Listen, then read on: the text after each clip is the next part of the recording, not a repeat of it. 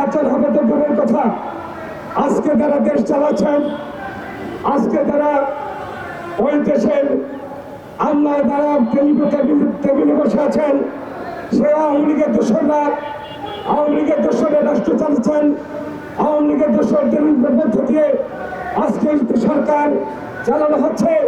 এখানে আমরা প্রফেসর ইউনুসকে বারবার বলেছি, দেশে আইন শাসন প্রতিষ্ঠা করতে হলে প্রথমে টার্গেট করতে হবে যারা আমাদের দেশে হত্যাকাণ্ড ঘটিয়েছে, যারা আমাদের 5,000 নেতা কর্মীকে গুম করেছে, যারা একদলীয় শাসন ব্যবস্থাকে ধ্বংস করে দিয়ে একদলীয় শাসন ব্যবস্থা কায়েম করেছেন, বহুদলীয় গণতন্ত্রকে ধরে ধ্বংস করেছেন, সেই শেখ হাসিনার দোষরা এখনো আমাদের ক্ষমতায় বসে আছেন, সচিবালয়ে বসে আছেন, বিভিন্ন অফিসে বসে আছেন, ওই ডিসিরা বসে আছেন।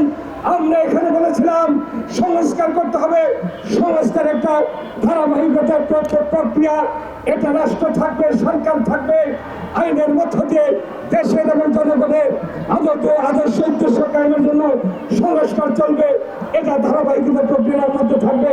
কিন্তু সেখানে যারা ওই টেবিলে বসে যে আমলারা খুন গুমের মধ্যে জড়িত ছিল, যে পুলিশ অফিসাররা খুন গুমের মধ্যে জড়িত ছিল, তাদের সকলকে চিহ্নিত করে তাদের প্রথম আইনের আওতায় আনা উচিত ছিল।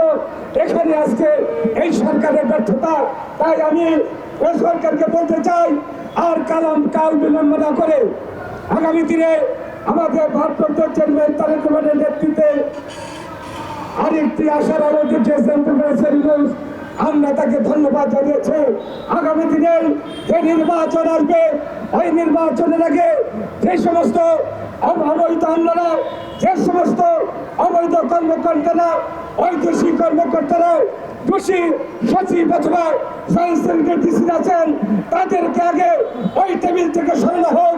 তাদের বিরুদ্ধে যদি ব্যবস্থা না হয় তাহলে প্রকৃত নির্বাচন বাংলাদেশে হবে না। তাদের বিরুদ্ধে ব্যবস্থা দিন, ওই ব্যবস্থার মধ্য দিয়ে আগামী দিনে যে নির্বাচন হচ্ছে, ওই নির্বাচনের মধ্য দিয়ে রাষ্ট্রে তারেক রহমানের নেতৃত্বে একটি সুসমৃদ্ধ রাষ্ট্র ব্যবস্থা প্রতিষ্ঠিত হবে।